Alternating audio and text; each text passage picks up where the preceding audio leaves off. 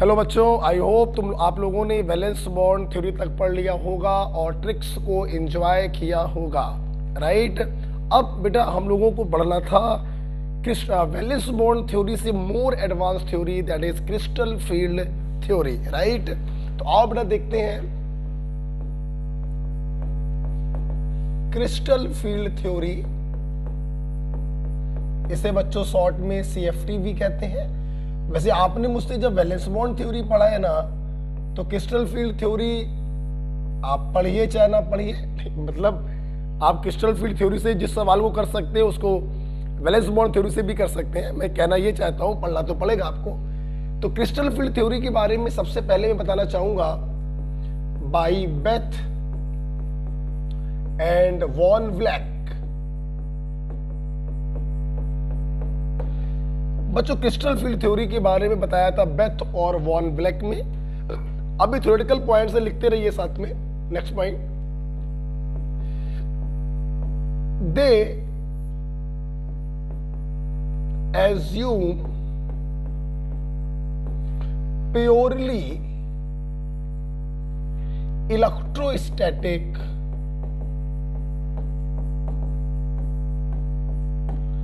force of attraction between ligand and center metal।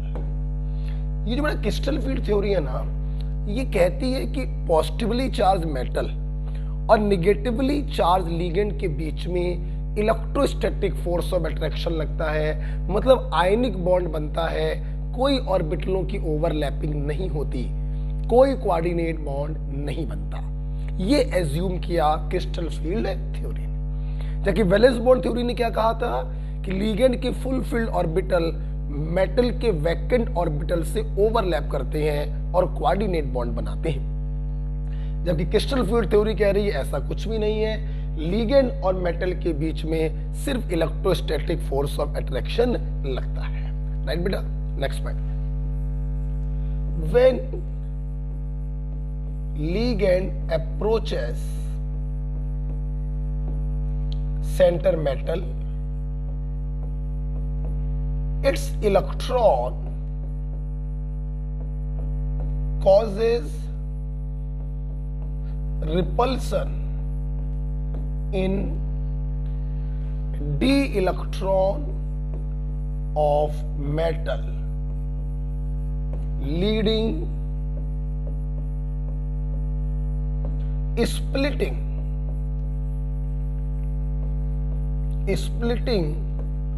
of D subshell. बेटा यही सबसे महत्वपूर्ण पॉइंट है, ध्यान रखना।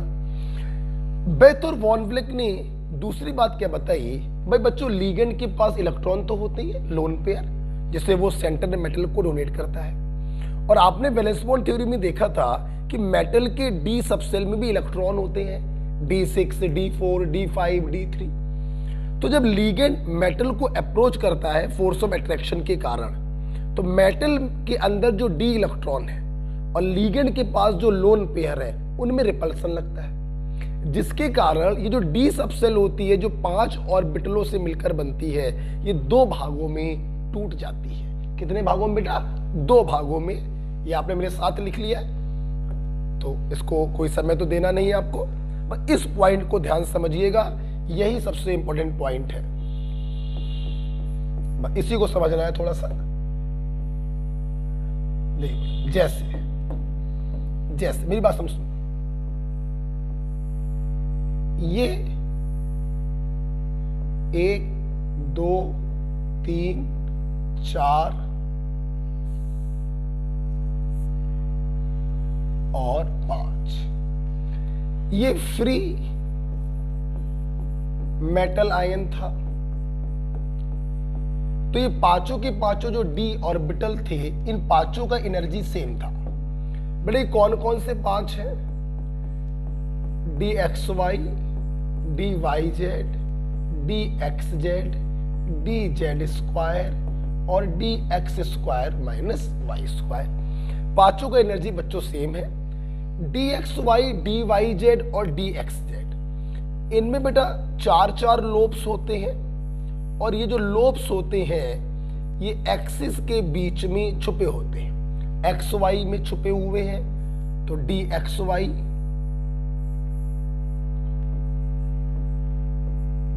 वाई जेड के बीच में छुपे हुए हैं तो डी वाई जेड, और एक्स और जेड एक्सिस के बीच में छुपे हुए हैं तो डी एक्स जेड। ये तीन हो गए। D x square minus y square क्या होता है, उसके जो लोब्स होते हैं वो एक्सिस के अलोंग ओरिएंटेड होते हैं। ये d x square minus y square है, और डी जेड स्क्वायर जो है ये अकेला ऐसा डी ऑर्बिटल है जिसमें 4 के स्थान पर 2 लोब होते हैं। ठीक, अब देखो होता क्या, ये 5 डी ऑर्बिटल का डायग्राम होता है।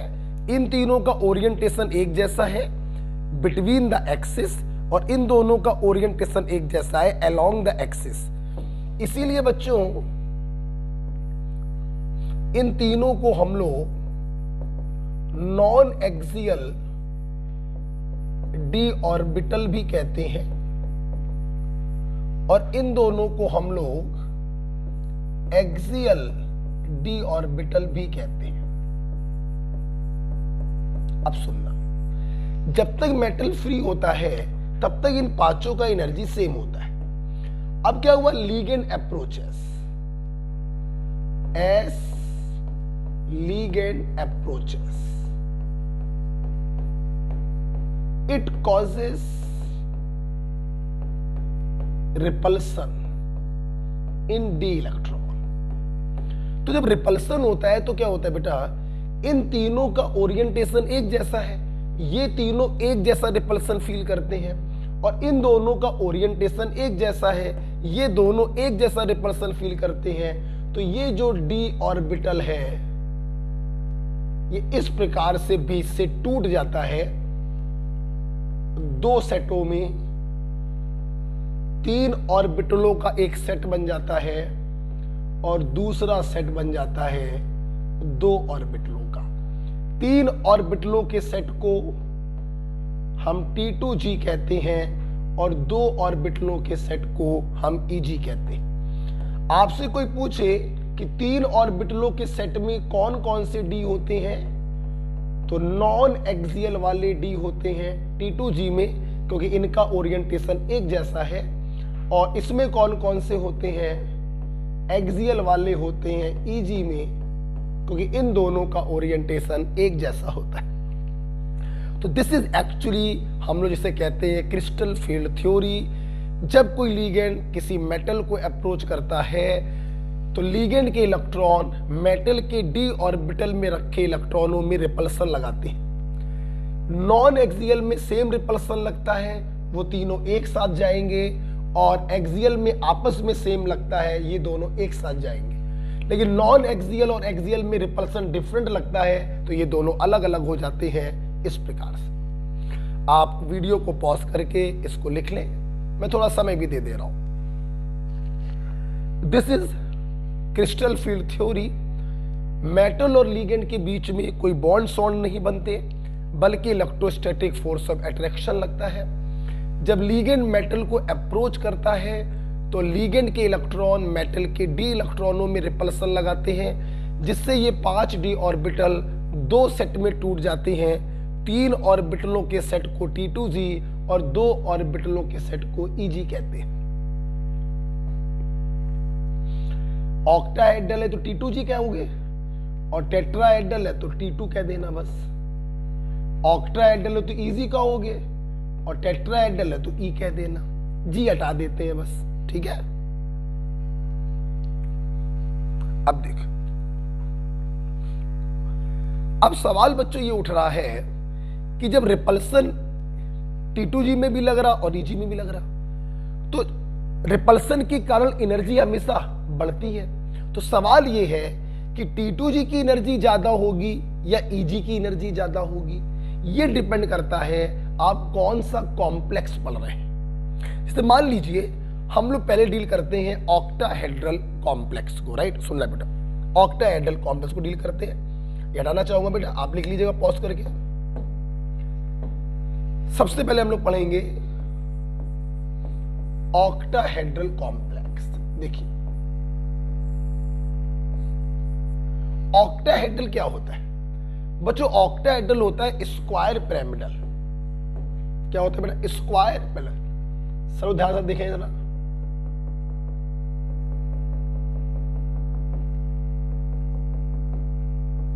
ये मेटल है,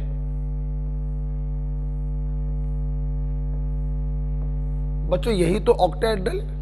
6 लीगेंड लगे, L1 L2 L3 L4 L5 L6।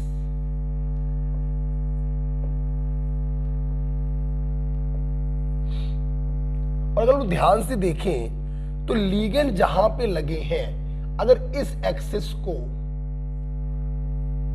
+x, इसको -x, इसको +y, इसको -y, इसको +z और इसको -z। तो अगर ध्यान से हम देखें कि सारे के सारे जो लीगेंड हैं वो एक्सिस के अलोंग जब मेटल को अप्रोच करेंगे तभी तो ऑक्टाहेड्रल कॉम्प्लेक्स बनेगा। मतलब ये 6 लीगेंड एक्सिस के अलोंग मेटल को अप्रोच कर रहे हैं, तो इनकी डायरेक्ट मुठभेड़ किससे होगी? एक्सियल वाले डी ऑर्बिटलों से। तो एक्सियल वाले जो डी ऑर्बिटल है बोले तो Eg, वो ज्यादा रिपल्सन फील करेंगे रिलेटिवली T2G वाले नॉन एक्सियल डी ऑर्बिटल। इसलिए Eg वालों का एनर्जी ज्यादा हो जाएगा और T2G वालों का कंपैरेटिवली कम हो जाएगा। तो यहां पे मैं अपने बच्चों को ऐसे समझा देता हूं कि hair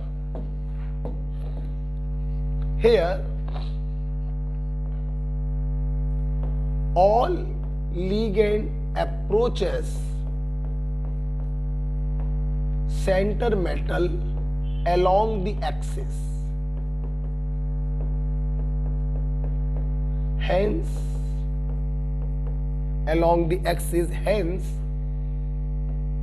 easy orbital feel relatively more repulsion, relatively more repulsion.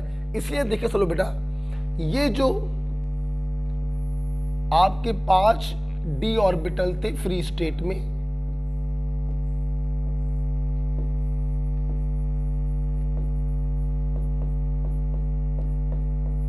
तो जब लीगेंड बच्चों अप्रोच करता है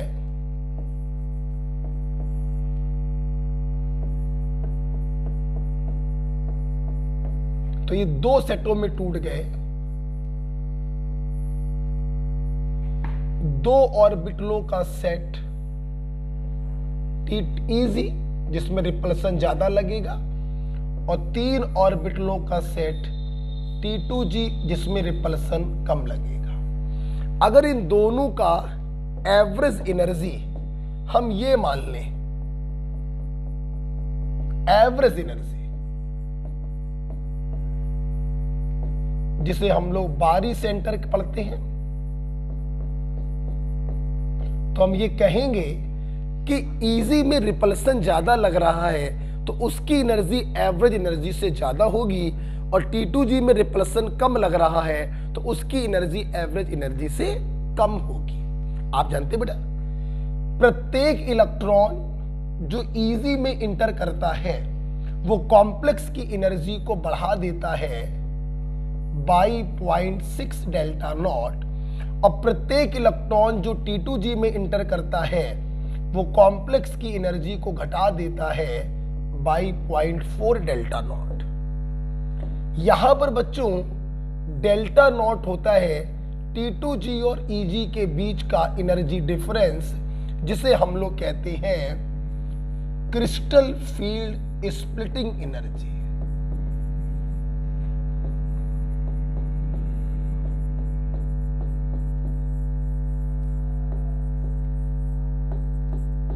बच्चों बोलो क्या कहते हैं? Crystal field splitting energy, right. ये आपका होता है crystal field splitting in octahedral complex. Ligand axis के अलोंग अप्रोच करते हैं, इसलिए एक्सियल ऑर्बिटल ईजी ऑर्बिटल में ज्यादा रिपल्सन लगता है, उनकी एनर्जी एवरेज एनर्जी से ज्यादा हो जाती है बाई 0.6 डेल्टा नॉट। T2G में रिपल्सन कम लगता है तो उनकी एनर्जी एवरेज एनर्जी से कम हो जाती है -0.4 delta not. Delta not is the energy difference called crystal field splitting energy. मैं अपने स्टूडेंट को यह भी बताना चाहूंगा, कभी कभी बच्चों डेल्टा नॉट के स्थान पर DQ लिख के आता है। क्या लिख के आता है? D2।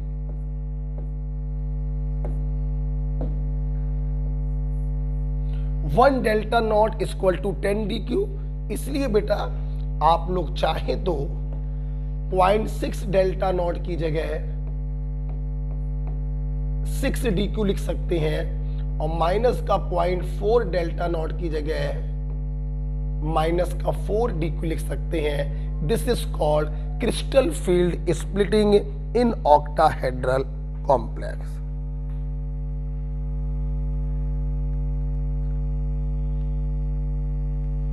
क्लियर?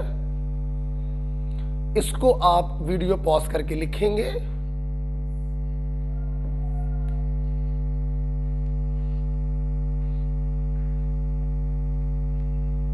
अच्छा बेटा लिख लेंगे जब आप लोग वीडियो पॉज करके। तो यहां पर मैं आपको एक बात और बताना चाहूंगा। देखो बेटा, ये जो क्रिस्टल फील्ड स्प्लिटिंग एनर्जी होती है बेटा, ये डिपेंड करती है लिगेंड की स्ट्रेंथ पर। हमारा लिगेंड जितना ताकतवर होगा तो जब वो मेटल को अप्रोच करेगा तो उसके इलेक्ट्रॉनों में उतना भयानक रिपल्सन लगाएगा, और जितना भयानक रिपल्सन लगाएगा क्रिस्टल फील्ड स्प्लिटिंग एनर्जी उतनी ज्यादा होगी। तो हम ये भी लिख सकते हैं, हम ये भी लिख सकते हैं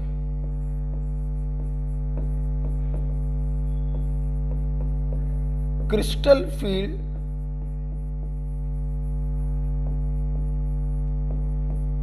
splitting energy delta not is directly proportional to strength of ligand. Ligand बेटा जितना स्ट्रांग होगा क्रिस्टल फील्ड स्प्लिटिंग एनर्जी उतनी ज्यादा होगी, and it is directly proportional to also charge on metal ion. Metal ion पे चार्ज भी जितना ज्यादा होगा अटैक उतनी तेजी से करेगा, अटैक जितनी तेजी से करेगा रिपल्सन उतना ज्यादा लगेगा, तो डेल्टा नॉट की वैल्यू भी बच्चों उतनी ज्यादा होगी। आप जानते हैं वैलेंस बॉन्ड थ्योरी में मैंने आपको स्पेक्ट्रोकेमिकल सीरीज बताया था, आप इसको पॉज करके लिख लीजिएगा, राइट। उस स्पेक्ट्रोकेमिकल सीरीज को हम लोगों ने कैसे बनाया? हमने एक मेटल लिया, उसमें डिफरेंट लिगेंड्स को लगाकर बार बार डेल्टा नॉट को कैलकुलेट किया। जिस लिगेंड के लिए डेल्टा नॉट सबसे ज्यादा आया, मतलब उस लिगेंड की स्ट्रेंथ उतनी ज्यादा, उसको स्पेक्ट्रोकेमिकल सीरीज में सबसे आगे रखा।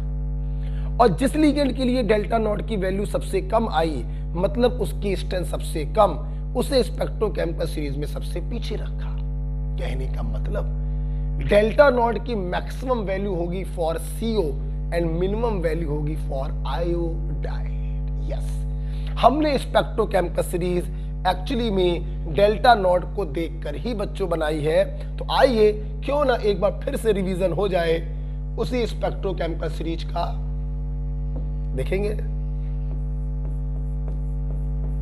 Spectrochemical series,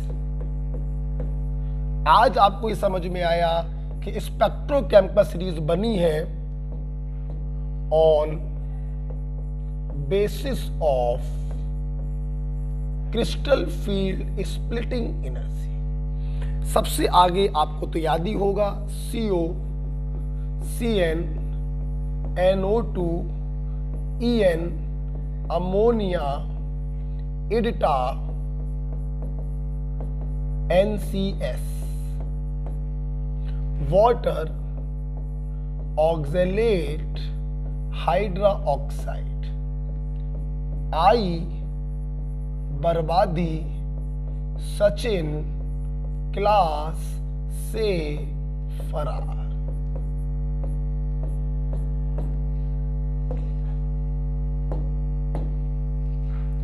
this is the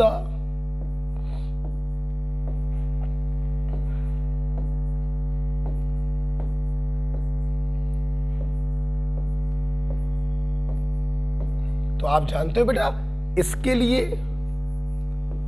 delta not maximum है और इसके लिए डेल्टा नॉट मिनिमम है। This is the strength of ligand.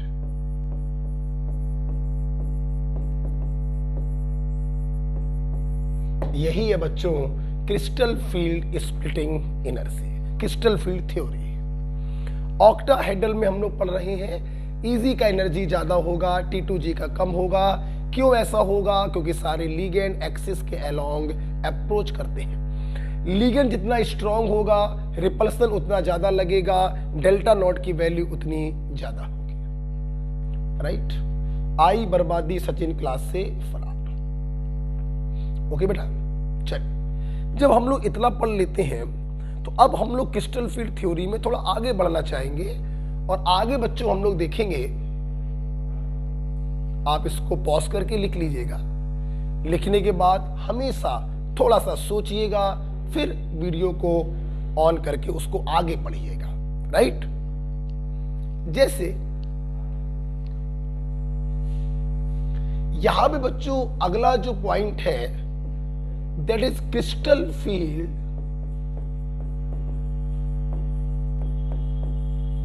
Stabilization energy.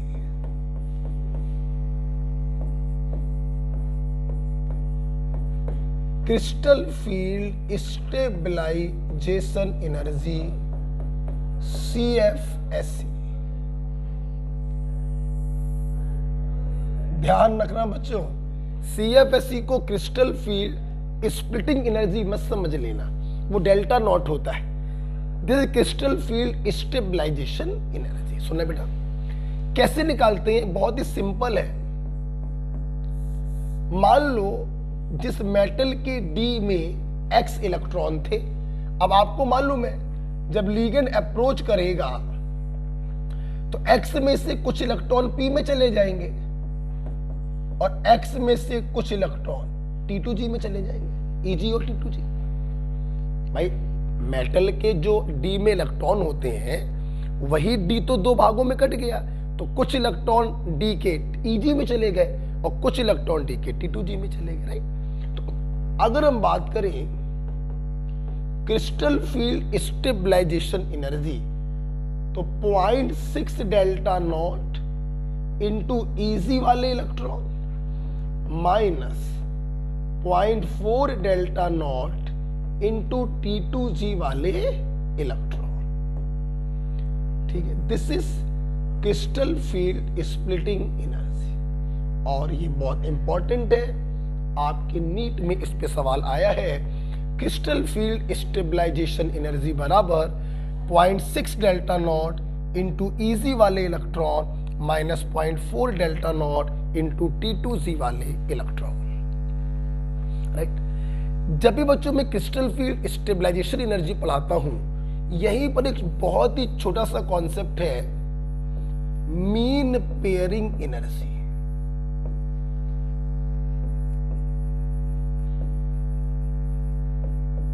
Capital P यहीं पढ़ेंगे। What is mean pairing energy? नाम से लग रहा है, पेयरिंग मतलब जोड़ा बनाना। सुनो बेटा, दो अनपेयर्ड इलेक्ट्रॉन को पेयर अप करने के लिए जो एनर्जी देनी पड़ती है उसे हम कहते हैं मीन पेयरिंग एनर्जी। बच्चों, एनर्जी क्यों देनी पड़ रही है? क्योंकि इलेक्ट्रॉन इलेक्ट्रॉन एक दूसरे को रिपल करेंगे और रिपल्सन के अगेंस्ट तुम्हें इन दोनों को एक कमरे में बंद करना है, आपको एनर्जी देनी पड़ेगी। उसी एनर्जी को कहते हैं mean pairing energy, right. Energy required to pair up two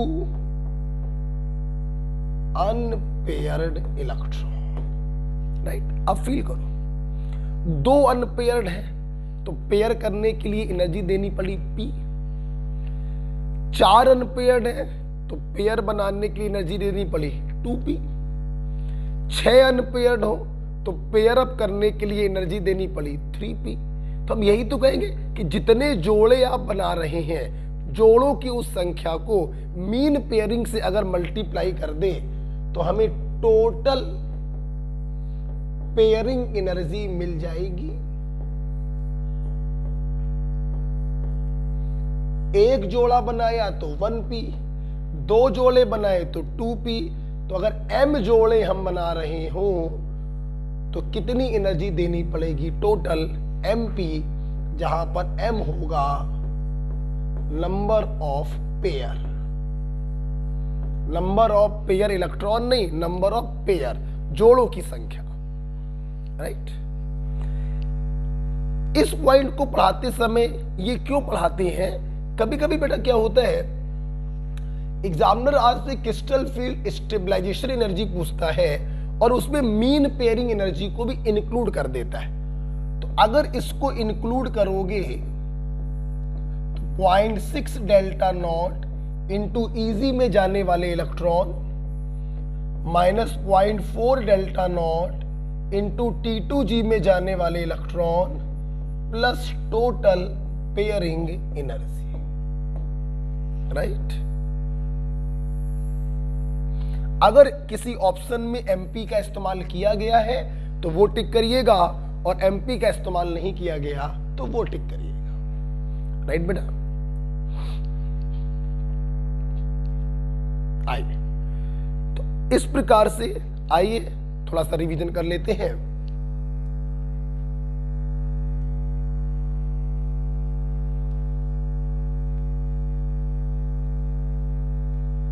लिख लिया?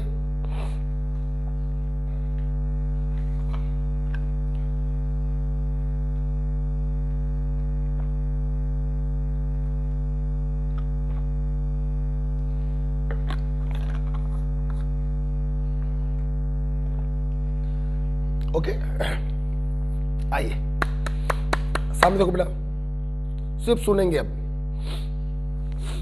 क्रिस्टल फील्ड थ्योरी हमसे कहती है मेटल और लिगेंड के बीच में कोई भी फोर्स ऑफ कोई भी बॉन्ड सॉन्ड नहीं बनता, कोई ओवरलैपिंग नहीं होती, बल्कि मेटल और लिगेंड के बीच में इलेक्ट्रोस्टैटिक फोर्स ऑफ अट्रैक्शन लगता है। जब लिगेंड मेटल को अप्रोच करता है तो लिगेंड के लोन पेयर मेटल के d ऑर्बिटल में रखे इलेक्ट्रॉनों में रिपल्सन लगाते हैं, जिससे 5d ऑर्बिटल 2 सेटों में टूट जाते हैं।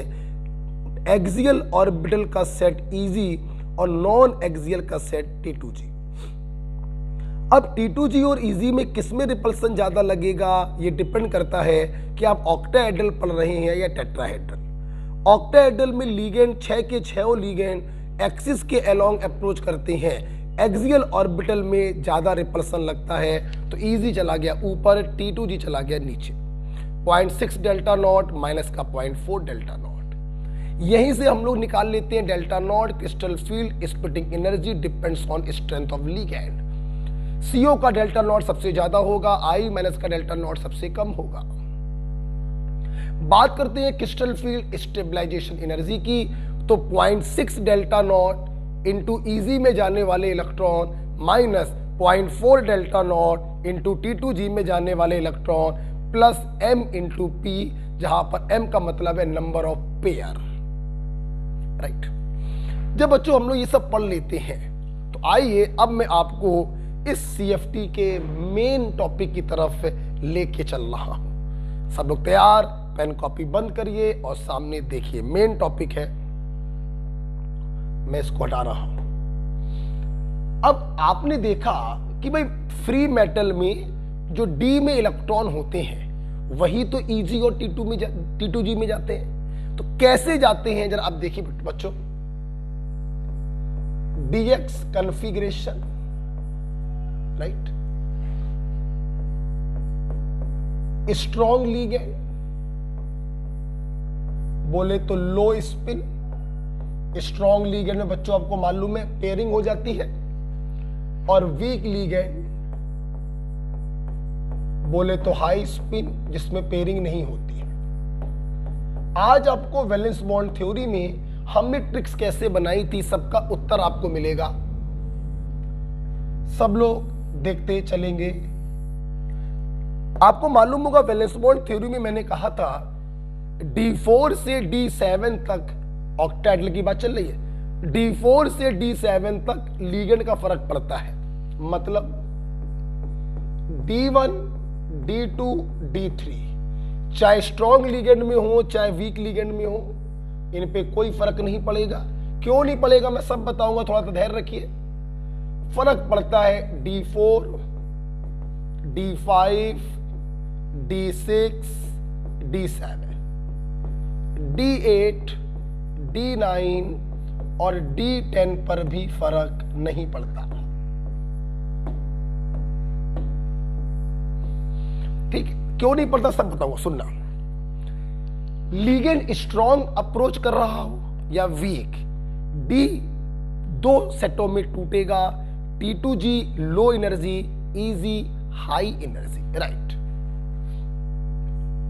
T2G easy, T2G easy, T2G easy, T2G easy। Weak होगा तो भी ऐसे ही टूटेगा, T2G easy, T2G easy, T2G easy, T2G easy। अब सुनना बच्चों, जब लिगेंड हमारा स्ट्रांग होता है तो आपको याद है आप पहले इलेक्ट्रॉनों को अफवाह से भरते थे, फिर 3 इलेक्ट्रॉनों के आगे वालों को पीछे ले जाते थे। ऐसा क्यों करते थे? अब देखो T2G है और ये Eg है। जब लिगेंड बच्चों स्ट्रांग होगा तो पहले हम भरते हैं T2G, और जब T2G भर जाता है तब हम भरते हैं Eg। और जब लिगेंड बच्चों वीक होता है तो इनका डिफरेंस काफी कम होने के कारण हम पांचों को एक साथ भरते हैं। जैसे 1, 2, 3 इलेक्ट्रॉन भर दी। अब चौथा वाला ऊपर ना जाकर यहीं पर पेयरिंग करेगा क्योंकि लिगेंड लगा स्ट्रॉन्ग, डिफरेंस डेल्टा नॉट ज्यादा, तो चौथा वाला यहीं पर पेयरिंग करेगा। यहां देखो 1, 2, 3, 4, चौथा वाला पेयरिंग ना कर Eg में जाना पसंद करेगा। तो स्ट्रॉन्ग लिगेंड में पहले पूरा T2G भरते हैं, फिर Eg भरते हैं, और वीक लिगेंड में दोनों को एक साथ भरते हैं। ठीक, 1, 2, 3, चौथा, पांचवा, 1, 2, 3, 4, 5, 1, 2, 3, 4, 5, 6, 1, 2, 3, 4, 5, अब पेयरिंग होगी 6, 1, 2, 3, 4, 5, 6, सातवां मजबूरी में यहां आ गया, 1, 2, 3, 4, 5, 6, 7। ये देखिए अब आपको शायद समझ में आया हो कि D4 से D7 में लिगेंड का प्रभाव पड़ता है। यहां देखिए अलग कॉन्फ़िगरेशन है, वहां अलग है, यहां अलग है और वहां अलग है। बाद में लिखिएगा इनके ऊपर लिगेंड का प्रभाव नहीं पड़ता ना, यही मैंने पढ़ाया, आप खुद एक्सप्लेन करिए। आइए देखते हैं। चल पहले देखते हैं D3, बाद में बनाना ये सब, बाद में बनाना ये सब, चलो हम समय देंगे। मान लो D3 बात करें, अब देखना T2G easy, T2G easy। अब देखना स्ट्रॉन्ग लिगेंड हुआ तो भी 3 इलेक्ट्रॉन ऐसे आएंगे, और वीक लिगेंड हुआ तो भी 3 इलेक्ट्रॉन ऐसे आएंगे। क्या D3 के ऊपर लिगेंड का कोई प्रभाव पड़ा? नहीं पड़ा। सिमिलरली नीचे के 3 पर भी प्रभाव नहीं पड़ेगा। आओ D8 को करके देखते हैं। Strong ligand, week ligand. आओ बढ़ते हैं। स्ट्रॉन्ग में पहले T2G फिर EG, वीक में दोनों एक साथ। 2 3 4 5 6 7 8। यहां पर 1 2 3 4 5 6 7 8। आप